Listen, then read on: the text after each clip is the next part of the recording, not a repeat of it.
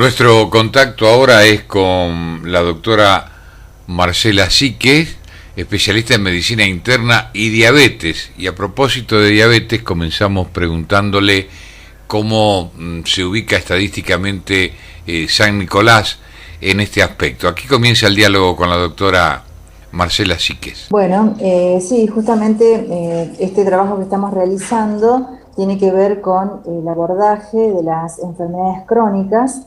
En este caso, la diabetes es una enfermedad crónica, es decir, un momento en que se diagnostica, se padece para siempre, pero se puede realizar un tratamiento adecuado, de modo que luego los pacientes pueden vivir confortablemente y sin complicaciones.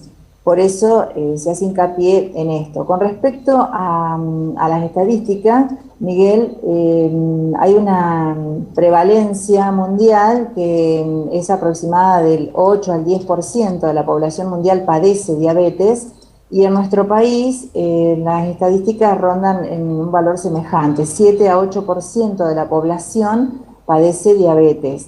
Es decir, que es una enfermedad altamente prevalente. ¿Y esto va en aumento, doctora?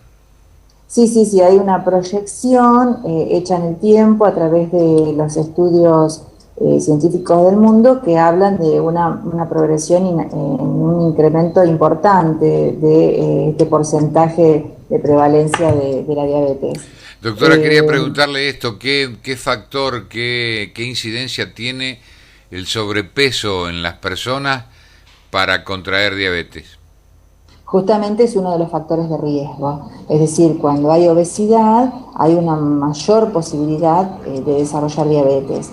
Y como este incremento de la obesidad se ve también en la población y no se ha podido detener tampoco en el tiempo, e incluso ha aumentado la población de obesidad infantil, es por eso que también es uno de los factores por los cuales se proyecta el aumento de la diabetes, porque van de la mano. Cuanto más obesidad hay o más sobrepeso hay, sobre todo cuando hay más sobrepeso abdominal, más obesidad abdominal, es cuando hay más tendencia al desarrollo y a la posibilidad de desarrollo de la diabetes. Doctora Síquez, ¿qué factor también significa la vida sedentaria en todo esto? Y bueno, otro factor de riesgo. Fíjese, Miguel, que en este momento la Organización Mundial de la Salud considera al sedentarismo tan grave como el tabaquismo. Es decir, es un verdadero factor de riesgo para el desarrollo de muchas patologías, incluso de la diabetes. Es decir, ya tenemos dos causales importantes, el Sí. sobrepeso, la vida sedentaria, y usted citó al pasar el tabaquismo. Claro, el tabaquismo en realidad no es un factor de riesgo para la diabetes, pero sí es un factor de riesgo para complicaciones cardiovasculares. Entonces, por supuesto que nunca se aconseja, se desaconseja y se hace todo lo posible, las campañas y demás, para que el paciente abandone el hábito del tabaco, porque cuando hacemos el tratamiento para la diabetes, todo el tratamiento se realiza para evitar complicaciones vasculares, Claro. complicaciones en los vasos sanguíneos, tanto cardíacos, cerebrales, de los riñones, de miembros inferiores, y bueno, el tabaco juega justamente en contra, entonces sería muy conveniente evitar ese factor de riesgo. Doctora, ¿a qué edad promedio suele aparecer la diabetes? Dejando de lado el caso de los niños, que después me lo explica por separado. Sí, la diabetes, de esta prevalencia que explicamos que el 8% de la población puede tener diabetes, de ese 8%, solo un 10% hacen la diabetes tipo 1, que es la infanto-juvenil. El otro 90% corresponde a los diabéticos tipo 2, que es la diabetes que se manifiesta en la edad adulta, después de los 35 o 40 años puede aparecer. Pero bueno, como medicina no es matemática, hay edades intermedias en donde puede aparecer antes o también puede aparecer mucho después. Pero más o menos 35 o 40 años es lo que se considera diabetes del adulto. ¿Qué porcentaje evalúan ustedes de diabéticos que lo son y no lo saben? En nuestro país un 30 o un 50% padecen la enfermedad y no la conocen. Generalmente llegan a la consulta por una complicación, por ejemplo, por una neuropatía o por un problema visual, o aparece, por ejemplo, ante una situación de estrés, un acto quirúrgico, un estrés traumático, ahí se manifiesta la enfermedad, pero en realidad ya estaba presente. no había sido diagnosticada adecuadamente. ¿Quiere decir esto que hay una primera etapa que es una enfermedad silenciosa?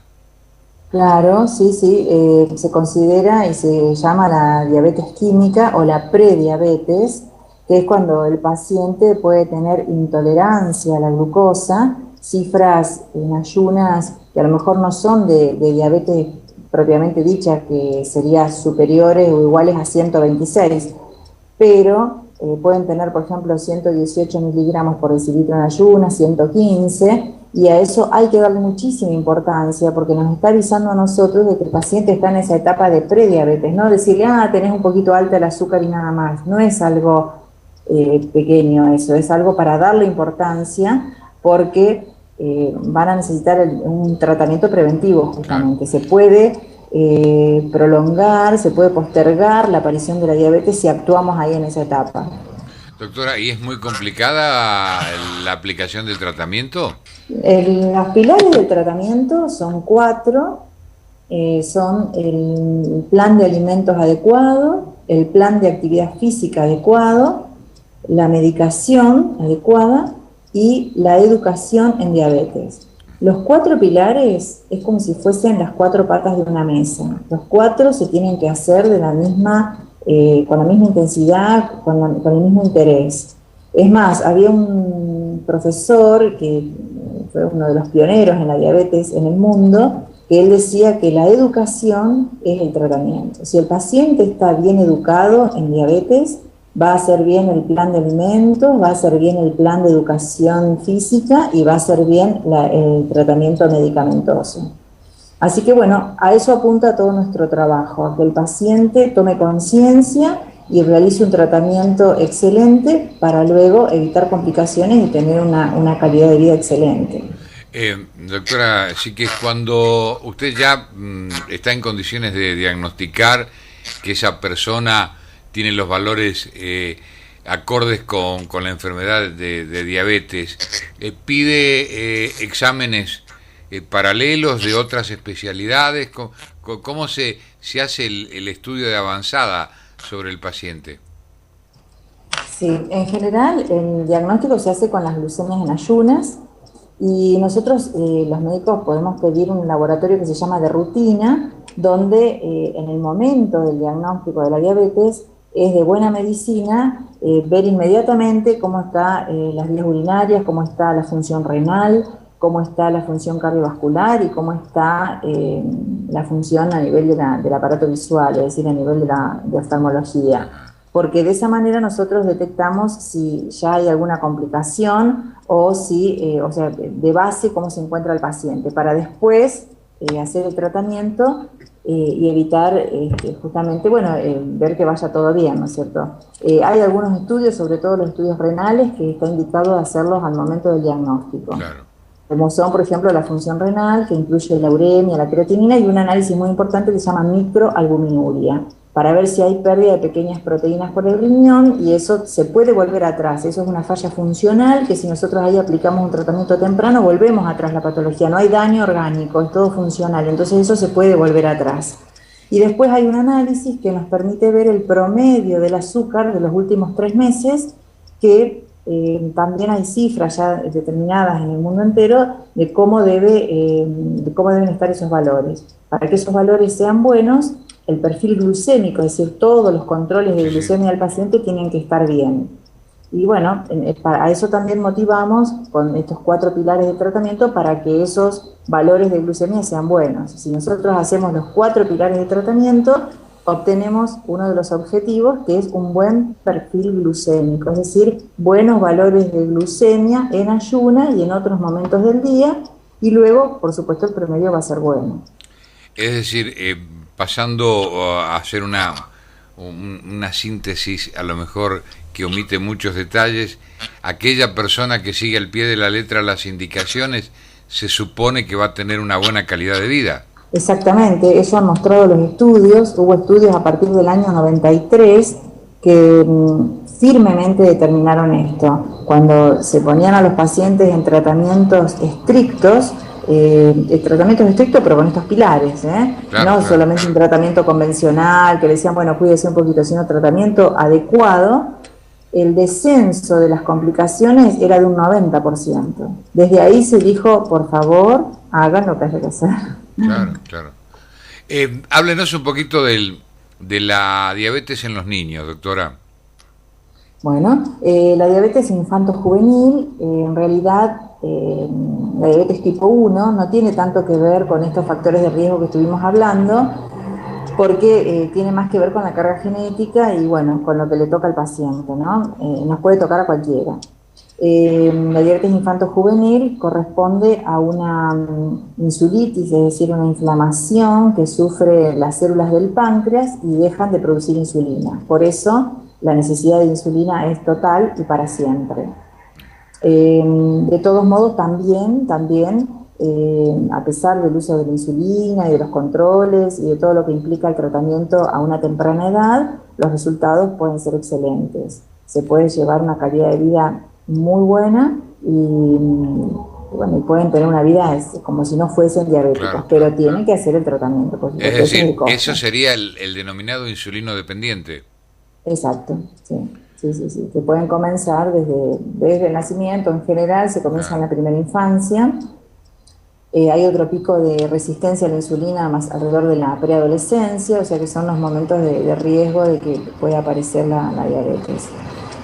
Pero un mensaje alentador, si esto ocurre en una familia, es que se puede vivir perfectamente bien haciendo el tratamiento de claro. forma adecuada y correcta. Bueno, eso sí realmente es alentador.